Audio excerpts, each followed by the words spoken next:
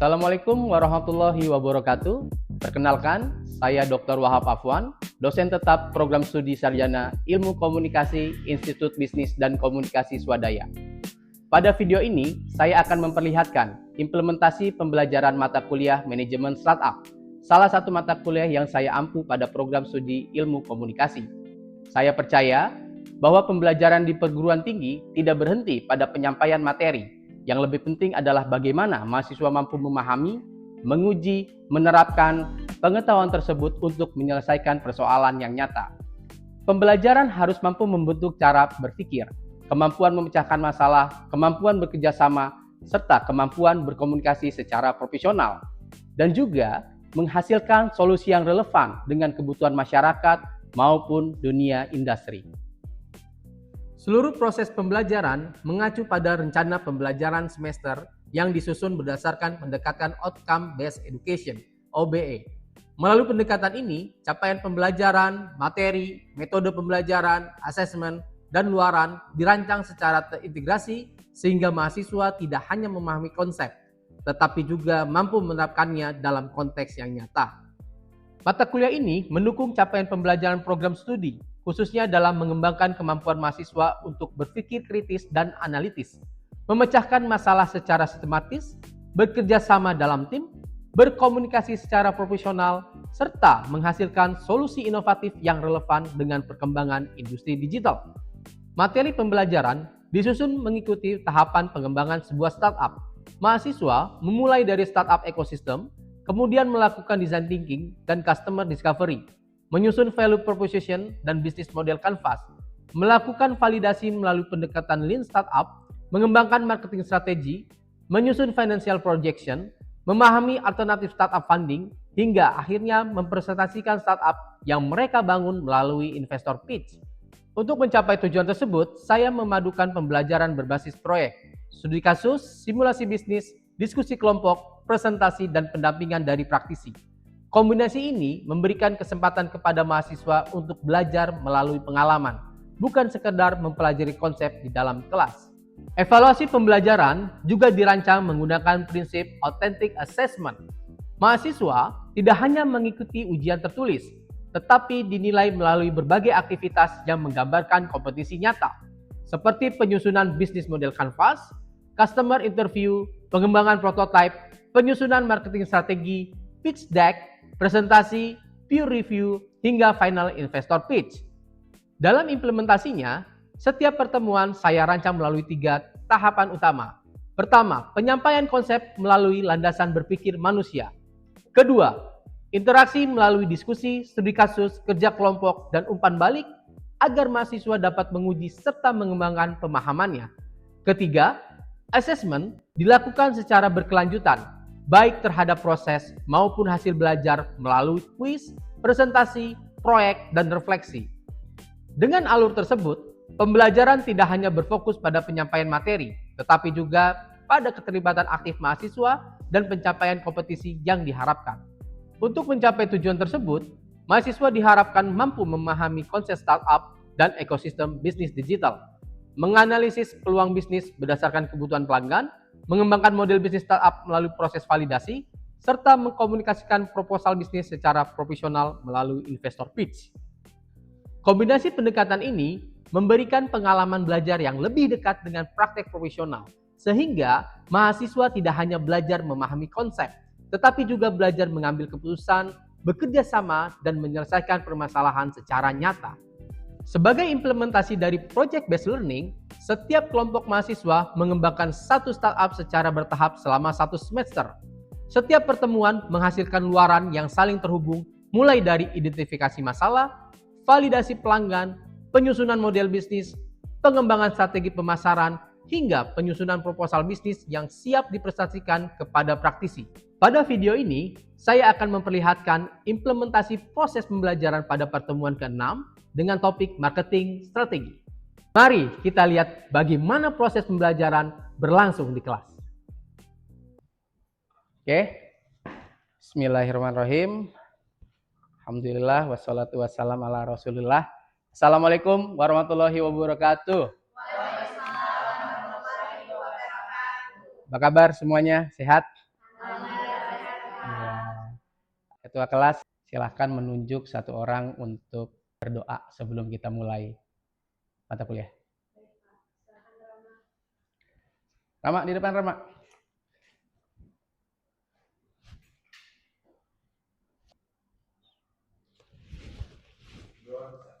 2019 atau pada saat COVID, memasuki COVID, ternyata jumlah startup di Indonesia itu menambah. Ada yang tahu nambahnya berapa? Nambahnya, kamu tahu nggak nambahnya berapa? Kurang tahu. Nambahnya hampir 700 perusahaan yang terdaftar. Gitu. Jadi artinya apa? Artinya adalah pada saat memang ada suatu momentum, pada saat ada suatu krisis, ternyata banyak inovasi tumbuh. Nah, kalian tahu sekarang jumlahnya berapa?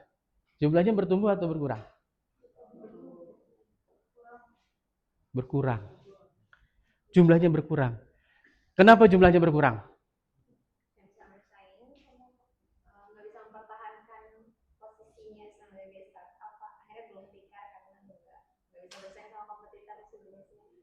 Oke. Selain itu ternyata yang paling penting adalah ternyata servis atau jasa yang ditawarkan itu masih relevan atau enggak.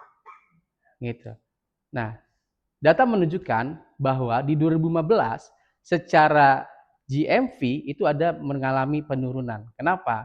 Karena memang startup-startup ini atau jasa-jasa ini ternyata sudah tidak relevan.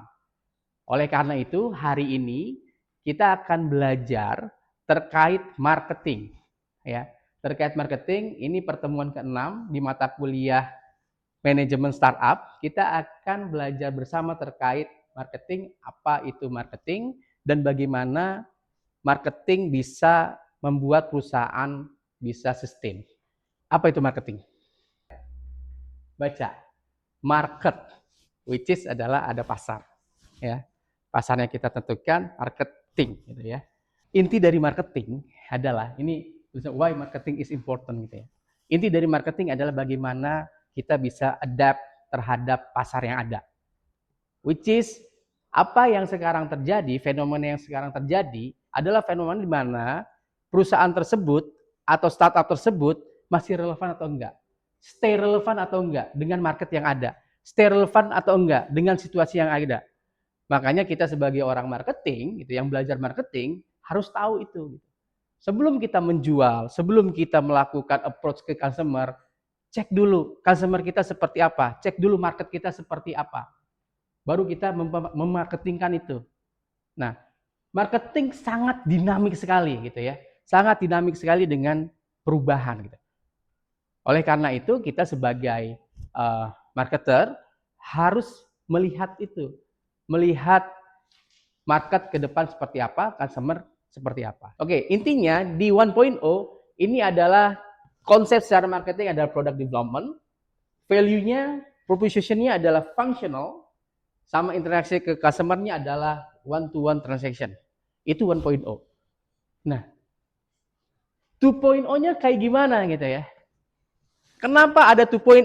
Karena udah masif, semua orang jualan. Jadi pada saat semua orang jualan, ini prinsip ekonomi supply dan demand ya. Supply banyak, demand segitu-segitu aja. Ya berarti harus apa? Berarti harus fokus ke customer. Ya kan? Goalnya apa di 2.0? Goalnya adalah bagaimana membuat si Rama ini gitu ya, dia mau beli produk saya terus.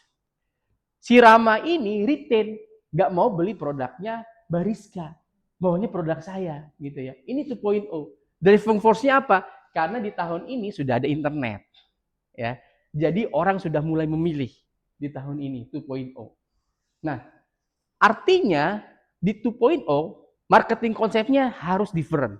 Di situ udah keluar namanya konsep USP. Apa itu USP?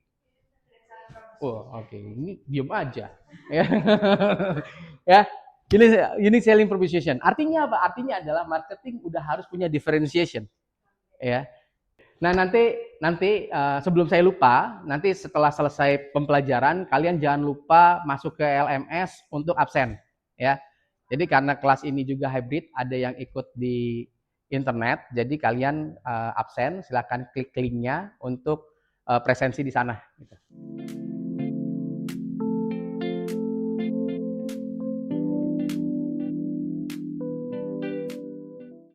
Ini apa sih gitu ya? Ini udah brand experience ngomonginnya, menggabungkan overall meta marketing, ya, physical digital native di sini. Jadi udah ngomongnya immersive customer experience di sini, kayak gitu. Nah ini rangkaian marketing journey dari 1.0 sampai 6.0. Marketing berevolusi seperti ini. Pak, tapi ini berarti udah meninggalkan yang ini? Enggak juga gitu. Bukan berarti sekarang udah 6.0 tapi kita meninggalkan poin-poin value, customer, produk. Lagi-lagi kita akan melihat customer kita kayak gimana. 4C. Paling atas adalah change. Value migratornya apa? Kiri kompetitor. Kompetitornya siapa aja? Kanan customer, bawah company. Company itu kita sendiri. Kita harus mapping kita sendiri itu kekuatannya seperti apa. Gitu ya. Kita akan breakdown satu-satu gitu ya. Yang pertama change. Change ini kita breakdown lagi. Ada yang pertama adalah sains teknologi ya. Terus yang kedua adalah legal politik, yang ketiga adalah social culture, yang keempat adalah bisnis dan ekonomi, yang kelima adalah industri market. Ya. Jadi ini yang harus kita lihat. Kenapa? Karena perubahan ini volatil banget. Ini berubah terus gitu. Yang pertama misalkan sains dan teknologi. Kalau dulu kita nggak ada AI. Kalau dulu ya kita nggak punya tools untuk desain. Iya kan? Harus belajar, harus meng-hire desainer segala macam. Sekarang siapa kemarin yang tim desain? Siapa yang tim desain? Tim desain poster? Swin Expo? Hah? Faris. Ya kan? Faris sudah pakai tools. Nah kita harus lihat kompetitornya siapa aja yang bermain. Misalkan, oh ternyata di electric vehicle ini kompetitornya masih jarang. Ayo masuk duluan. Yang dilakukan oleh Polytron gitu kan. Polytron berani invest ke electric vehicle karena mungkin dia berpikir bahwa kompetisinya masih kosong nih. Jadi saatnya dia on market misalkan. Nah setelah itu harus dibaca marketnya believe atau enggak gitu kan ya. Sekarang kita yang ketiga adalah customer. Customernya gimana? Customernya apa ada peluang untuk beli produk kita atau enggak? Gitu ya. Nah kita harus deep di sini nih. Kenapa? Karena di sini kompleks banget ya. Kenapa? Kita ngomongin customer habit. Terus kita ngomongin preferensinya mereka seperti apa. Terus kita ngomongin juga setelah post behavior normal era itu kayak gimana sih mereka? Shiftingnya kayak gimana sih? Nah ini harus deep banget customer ini. Terus bagaimana company kita juga itu mentouch customer tuh kayak gimana? Udah ready atau belum? SDM-nya udah ready atau belum segala macam. Kalau dulu gitu ya, itu kita hanya berbicara mengenai A sampai 4. A sampai A4 gitu ya. Ada awareness, aware, ada attitude, ada act again gitu. Ya. Artinya apa? Artinya adalah kita harus buat produk kita aware dulu. Pada saat kita produk aware, kita harus lihat attitude customer kita seperti apa. Gitu. Ini banyak nih attitude di breakdown tadi dari 4C Diamond. Nah, dari A3 baru act. Act itu apa? Act itu customer kita beli produk kita. Ya. A4 act again. Loyalty program misalkan. Customer yang memang udah loyal sama produk kita. Artinya dia beli lagi. Kenapa? Karena kita menjawab kebutuhannya dia. Kita harus amanin semua channel. Contact point harus kita amanin semua. Kenapa? Karena konsumen kita nanyanya kemana-mana. Ya, that's why pentingnya tadi 4C Diamond analisis. Kenapa? Jadi kita tahu customer kita itu contact point-nya siapa aja. Pak, kalau saya pengen lebih wide, lebih banyak, nggak apa-apa juga. Tapi pada saat kalian menentukan lebih luas, berarti ada konsekuensi yang harus kalian ambil. Apa itu? Berarti showring. Kalian penetrasinya harus banyak. National wide, segala macam. Nah, kembali lagi kebutuhan. Kita bisa nggak? Kita mampu nggak? Ya, lalu baru nih act. Nah, advocate ini level yang harusnya produk kita itu bisa sampai level A5. Artinya apa? Pada saat produk kita diserang sama kompetitor atau diserang sama netizen yang pengen jatuhin produk kita, yang ngebelain kita itu bukan kita, Jadi kita diem aja. Yang ngebelain siapa? Yang ngebelain adalah customer kita sendiri. Enggak kok, produknya bagus kok. Oke kok, gue nggak pernah ada masalah sama produk itu. Kenapa? Karena kita udah dapet hatinya customer. Ada pertanyaan nggak? Sampai sini. Boleh, silakan.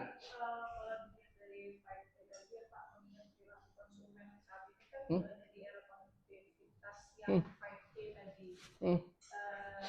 Strateginya apa Pak yang paling efektif untuk mendorong konsumen itu dari tahap A, terus mendorong kemudian melakukan di A dan menjadi membuka. Ini, jadi pertanyaannya Mbak Risma udah one step ahead sebenarnya.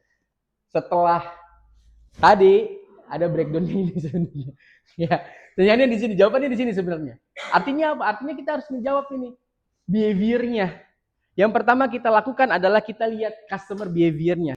Contact point-nya dari mana? Contact point-nya apa? Nah, contact point-nya juga kita harus breakdown. Interesting contact point, brand sama customer. Misalkan, expose-nya lewat mana? Ya recalling gitu. Recalling sebelumnya dia expert-nya kemana? Objektifnya apa appeal itu? Suka. Udah tahu, oh iya ya gue suka ya. Tapi suka aja belum tentu dia beli loh. Iya kan? Banyak faktor gitu. Suka aja belum. Mungkin, oh ya oke. Tapi gue masih ada produk yang lain nih. Tapi kayaknya produk gue masih oke lah. Harganya juga masih affordable segala macam. Suka, tapi dia nggak mau beli gitu. Itu buat apa? Nah di sini harus nyaman, harus membuat nyaman, harus meyakinkan gitu. Produk kita meyakinkan memang ini yang terbaik. Nah baru dia beli. Dia baru beli nih. Decide to buy. Kenapa? Dia udah tahu, dia udah suka, dia udah nyaman, beli. Kalau misalkan cuma sampai tahu doang, cuma sampai suka doang, nggak ada nyamannya, nggak mungkin beli. Kecuali sama temen gitu. Ya kan? Oke, siapa yang tahu SWOT analysis? SWOT analysis. Hah? SWOT singkatannya apa? Terus? Jadi kenapa angle-nya intinya sama gitu ya. Intinya sama. Angle-nya kenapa ini dibalik?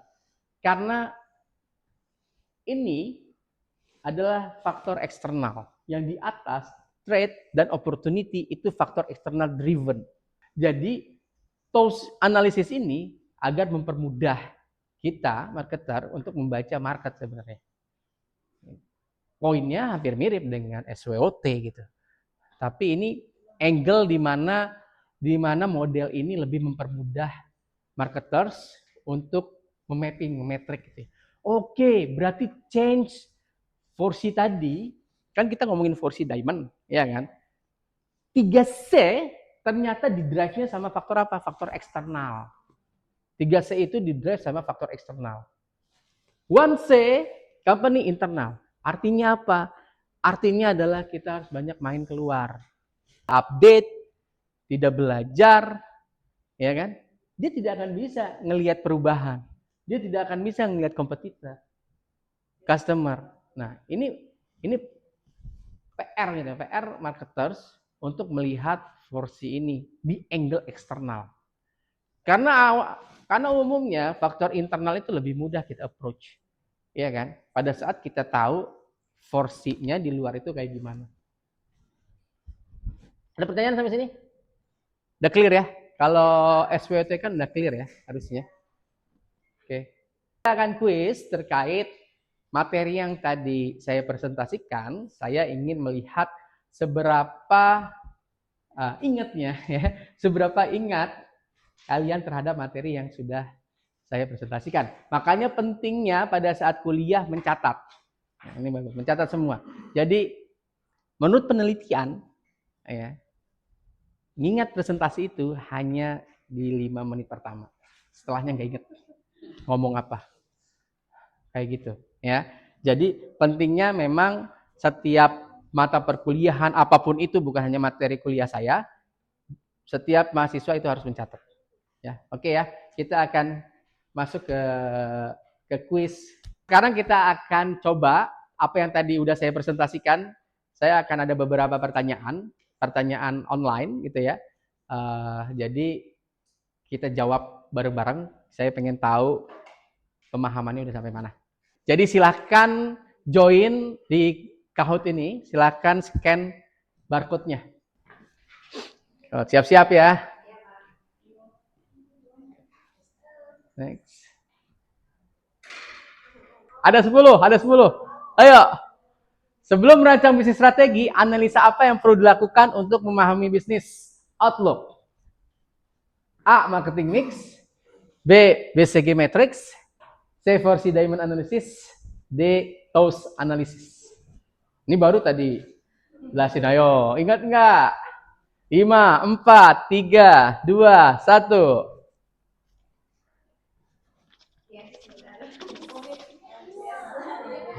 Siapa tuh? Wih, Rama.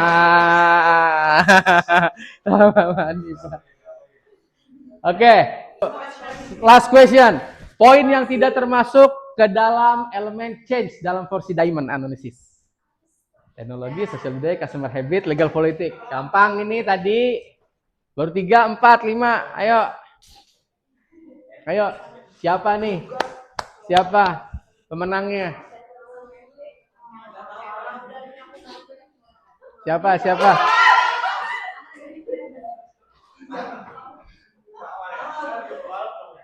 Oke, siapa? Kita lihat ya. Hanifah. Afita.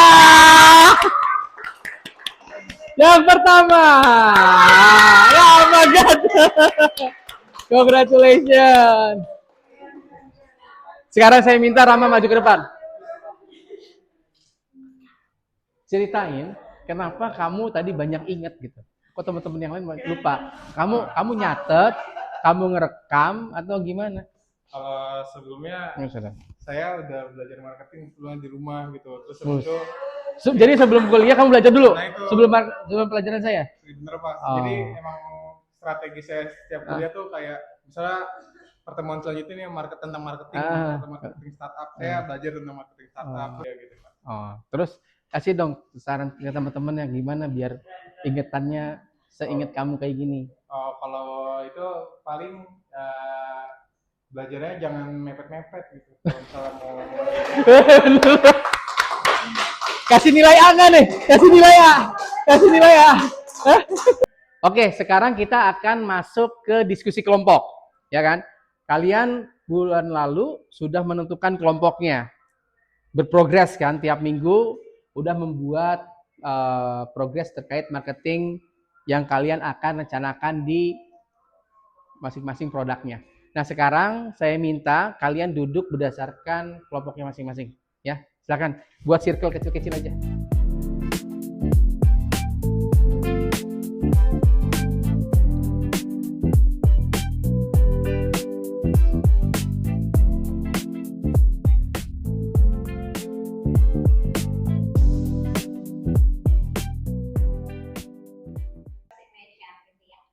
Di sini akan kita jelaskan di next slide ya, teman-teman. Di TikTok Shop dan juga Instagram. Next slide. Izin bertanya, perkenalkan saya Vina Nurlaila dari kelompok 1.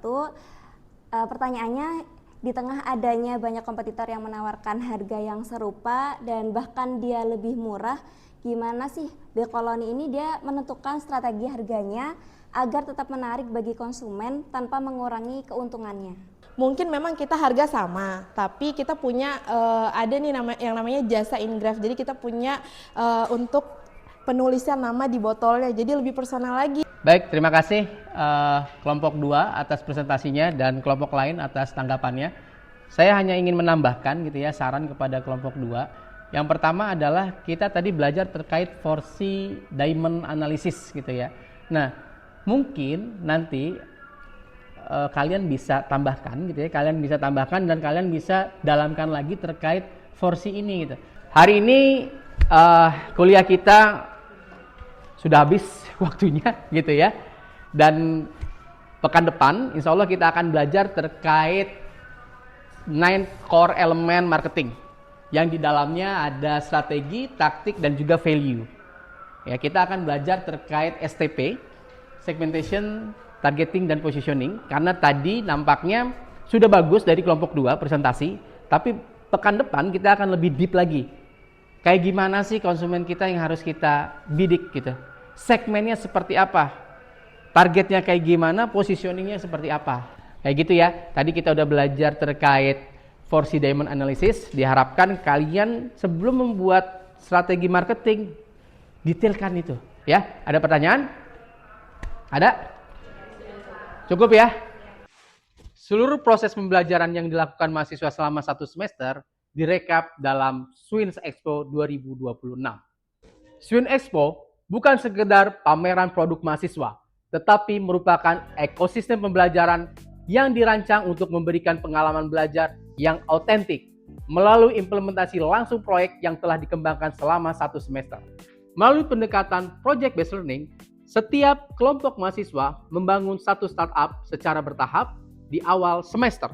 Swins Expo juga merupakan bagian dari authentic assessment.